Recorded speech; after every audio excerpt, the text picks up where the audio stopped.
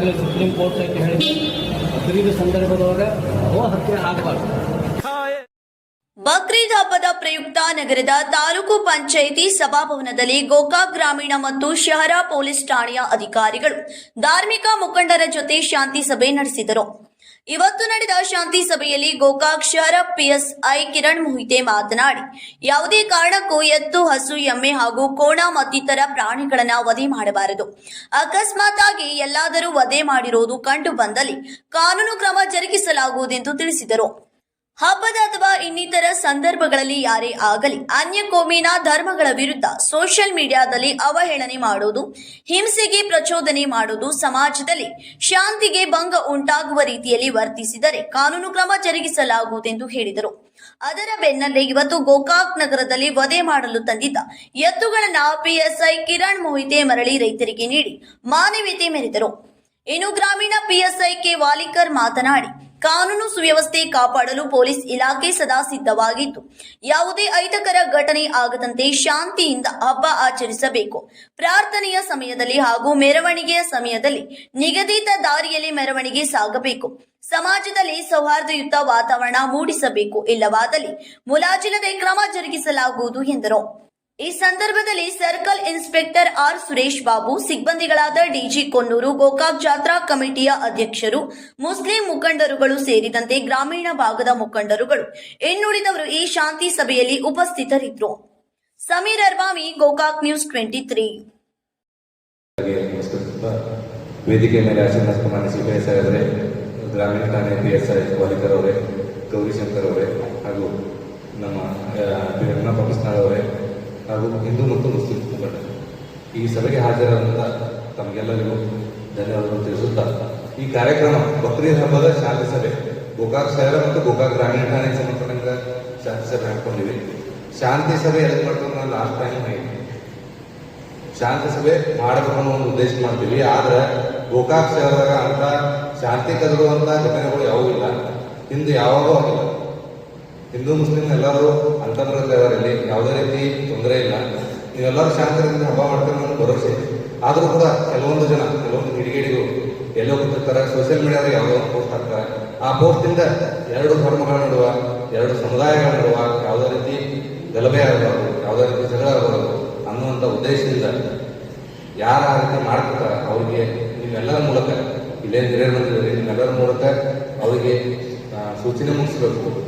ಸರ್ಕಾರದ ನಿಯಮಗಳು ಏನಿದಾವೆ ಸಂಬಂಧಪಟ್ಟಂಗ ಆ ನಿಯಮಗಳನ್ನು ಪಾಲಿಸ್ಕೊಂಡು ನೀವೆಲ್ಲರೂ ಶಾಂತ ರೀತಿಯಿಂದ ಎಲ್ಲರೂ ಸೇರಿ ಹಬ್ಬ ಮಾಡ್ತೀರಿ ಅನ್ನುವಂಥ ಭರವಸೆಯೊಂದಿಗೆ, ಮತ್ತು ಅಲ್ದ ಈ ಕೆಲವೊಂದು ಕಿಡಿಗೇಡಿಗಳು ಇರ್ತಾರೆ, ಯಾರ ಆ ರೀತಿ ಮಾಡಿದ್ರೆ ಕಾನೂನು ಯಾರು ಕೈ ತಗೋತಾರೆ ಅವ್ರ ಮೇಲೆ ಕಠಿಣ ಕ್ರಮ ತಗೋತೀವಿ.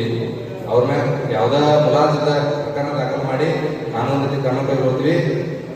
ಮತ್ತು ರೆಗ್ಯುಲರ್ ಆಗಿ ಹೇಳಿರ್ತೀನಿ, ಈಗ ನಾವು ನಿಮ್ಮ ಅಂತಂದ್ರೆ ಜಗಳ ಇಬ್ಬರು ನಡಗಿನ ಜಗಳ ಅದು ಬೇರೆ, ಮತ್ತು ಬಕ್ರೀದ್ ಹಬ್ಬ ಆಯ್ತು, ರಂಜಾನ್ ಆಯ್ತು, ಗಣಪತಿ ಆಯ್ತು, ಇಂಥ ಹಬ್ಬ ಸಾರ್ವಜನಿಕ ಏನು ಹಬ್ಬಗಳು ಮಾಡ್ತಾರೆ, ಎಲ್ಲರೂ ಕೂಡ ಮಾಡುವಂಥ ಹಬ್ಬಗಳಿದ್ದಾಗ ಯಾರೇ ಅಲ್ಲಿ ಏನಾದ್ರು ಗುಂಡಿ ಮಾಡಿದ್ರು ಅಂದ್ರೆ ಅವ್ರನ್ನ ಏನು ಮಾಡ್ತೀವಿ ನಾವು ರೌಡಿ ಶೀಟ್ ಅಂತ ತಿಂತೀವಿ. ಒಂದು FIR ಆದ್ರೆ ಮುಂದೆ ರೌಡಿ ಶೀಟ್ ಆಗ್ತೀವಿ. ಅದು ರೆಗ್ಯುಲರ್ ಆಗಿ ಓದ್ಬಿಡ್ತೀವಿ. ರೌಡಿ ಶೀಟ್ ಆದ ತಕ್ಷಣ ಅವ್ರು ಎಲ್ಲಿ ಹೋಗ್ತಾರೆ, ಏನು ಮಾಡ್ತಾರೆ, ಅವ್ರನ್ನ ನಾವು ನಿಗಾ ವಹಿಸೋದು ಅವಶ್ಯಕತೆ. ಯಾಕೆ ನಿಗಾ ವಹಿಸ್ತೀವಿ? ಅವ್ರು ಮಾಡುವಂಥ ಆಕ್ಟಿವಿಟಿಯಿಂದ ಸಮುದಾಯದ ಮೇಲೆ ಪರಿಣಾಮ ಬೀರುವಂಥ ಆಕ್ಟಿವಿಟೀಸ್ ಇರ್ತಾವೆ. ಆ ರೀತಿ ಆಗಲಾದ್ರೆ ನಾವು ನಿಗಾ ವಹಿಸುವಂಥ ಅವಶ್ಯಕತೆ ಇರ್ತೀವಿ. ಅದಕ್ಕೆ ಯಾರೂ ಅವಕಾಶ ಕೊಡಬೇಡ್ರಿ. ಎಲ್ಲರೂ ಶಾಂತ ರೀತಿಯಿಂದ ನಮ್ಮ ಪೊಲೀಸರಿಗೆ ಸಹಕಾರ ನೀಡಿ. ಪೊಲೀಸರು ಯಾವುದು ಮಾಡಲಾರ್ದಂಥ ಸಲಹೆ ಸೂಚನೆ ನೀಡಂಗಿಲ್ಲ.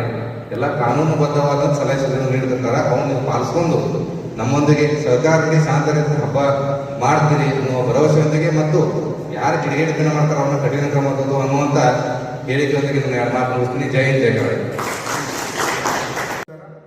ಇವತ್ತಿನ ಬಕ್ರೀದ್ ಹಬ್ಬದ ಶಾಂತಿ ಸಭೆಗೆ ಆಗಮಿಸಿದಂಥ ನಮ್ಮ ಗೋಕಾಕ್ ಶಹರ ಮತ್ತು ಗ್ರಾಮೀಣ ನಮ್ಮೆಲ್ಲ ಹಿಂದೂ ಬಾಂಧವರು, ಮುಸ್ಲಿಂ ಬಾಂಧವರಿಗೆ, ನಮ್ಮ ಇಲಾಖೆಯಿಂದ ಪೊಲೀಸ್ ಅಧಿಕಾರಿ ಮತ್ತು ಸಿಬ್ಬಂದಿ ಅವರ ಪರವಾಗಿ ಎಲ್ಲರಿಗೂ ಹಾರ್ದಿಕ ಸ್ವಾಗತ ಬಯಸುತ್ತೇನೆ. ಇವತ್ತಿನ ಈ ಉದ್ದೇಶ ಏನಪ್ಪ ಅಂತಂದರೆ, ಬಕ್ರೀದ್ ಸುಮಾರು ನಾವು ನೋಡಿದಾಗ 2019ರಿಂದ ನೋಡ್ತಾ ಇದ್ದೀವಿ. ಯಾವುದೇ ಬಕ್ರೀದ್ ಹಬ್ಬದಲ್ಲಿ ನಮ್ಮ ಗೋಕಾಕ್ ಇರ್ಬೋದು, ಶಹರ ಮತ್ತು ಗ್ರಾಮೀಣ ಭಾಗದಲ್ಲಿ ಯಾವುದೇ ರೀತಿ ಸಮಸ್ಯೆ ಆಗಿಲ್ಲ. ಈ ವರ್ಷ ಆಗೋದಾಗ ಎಲ್ಲರೂ ಮುಂಜಾಗ್ರತವಾಗಿ ಏನು ಅಂದರೆ ಯಾವುದೇ ಕೋಮುಗಲಭೆ ಸೃಷ್ಟಿ ಮಾಡಿದೆ, ಒಂದು ಧರ್ಮ ಜಾತಿಗಳ ನಡುವೆ, ಒಂದು ಧರ್ಮಗಳ ನಡುವೆ ಆ ಥರ ಒಂದು ಸಾಮಾಜಿಕ ಇಂಟರ್ನೆಟ್ ಮುಖಾಂತರ ಇನ್ಸ್ಟಾಗ್ರಾಮ್, ಫೇಸ್ಬುಕ್ ಮತ್ತು ವಾಟ್ಸಪ್ಪಲ್ಲಿ ಯಾವುದೇ ರೀತಿ ಪ್ರಚೋದನಕಾರಿಯಾಗಿ ಕೋಮು ವರ್ತನೆ, ಕೋಮು ಸೌಹಾರ್ದತೆ ಒಂದು ಧಕ್ಕೆ ಉಂಟು ಮಾಡದೆ ಒಂದು ಹಬ್ಬ, ಒಂದು ಭಕ್ತಿಯಿಂದ ಮಾಡಬೇಕು ಅಂತ ಹೇಳ್ತಾರೆ. ಇದು ಬಕ್ರೀದ್ ಅಂದರೆ ಒಂದು ತ್ಯಾಗದ ಹಬ್ಬ. ಸೊ ಇಲ್ಲಿ ಏನಂದರೆ ರಕ್ತ ಸರಿಸಬೇಕು, ಮೋಸ ಕೊಡಬೇಕು ಅಂತ ಏನಿರೋದಿಲ್ಲ. ಇದಂದರೆ ಒಂದು ದಾನ ಮತ್ತು ಧರ್ಮನಿಷ್ಠೆ. ದಾನ ಮತ್ತು ಧರ್ಮನಿಷ್ಠೆ ಕೊಡ್ಬೇಕಂತ ಹೇಳಿದ್ದಾರೆ, ಪುರಾಣದಲ್ಲಿ ಇದೇ ಹೇಳಿದ್ದಾರೆ. ಸೊ ನೀವು ಮೋಸ ಕೊಡಬೇಕು, ರಕ್ತ ಕೊಡಬೇಕು ಅಂತ ಎಲ್ಲೂ ಹೇಳಿಲ್ಲ. ಸೊ ಒಂದು ನಿಷ್ಠೆ ಮತ್ತು ಸಹಾಯ ಅಂದರೆ ಉದ್ದೇಶ ಏನಪ್ಪ ಅಂತಂದರೆ ಬಡವರಿಗೆ ಸಹಾಯ ಆಗಲಿ. ಯಾವ ದೊಡ್ಡವರಲ್ಲ ಸಣ್ಣವರಲ್ಲ. ಈ ಬಕ್ರೀದ್ ಹಬ್ಬ ವಿಶೇಷ ಅಂತಂದರೆ ಸಹಾಯ ಮಾಡೋದು. ಇದರಲ್ಲಿ ಯಾರಾದರೂ ಒಂದು ಆರ್ಥಿಕವಾಗಿ ಹಿಂದುಳಿದವರನ್ನು ಅವರಿಗೆ ಅವ್ರ ಮನೆ ಸಮಸ್ಯೆಯನ್ನು ಸಾಲ್ವ್ ಮಾಡೋದಂತ ಧರ್ಮ ಇದು ಬಕ್ರೀದ್ ಹಬ್ಬ ಇದೆ. ಸೊ ಎಲ್ಲರಿಗೆ ತಾವು ಬೆಳಗ್ಗೆ ನಮಾಜ್ ಮಾಡಿಕೊಂಡು ಅದೇನಿದೆ ಅಂತ ಪ್ರೊಸೀಜರ್ನ ಮಾಡ್ಕೊಳ್ಳಿ. ಯಾವುದೇ ರೀತಿಯಾಗಿ ಏನೋ ಇವು ತ್ಯಾಗ ಮಾಡ್ಕೊಳ್ಳೋದು ಬೇಡ, ಅವ್ರಿಗೆ ಹೇಳೋದು ಬೇಡ. ಸೊ ಅದ ಎಲ್ಲರಿಗೂ ಧನ್ಯವಾದಗಳು. ಆಮೇಲೆ ಥ್ಯಾಂಕ್ ಯು.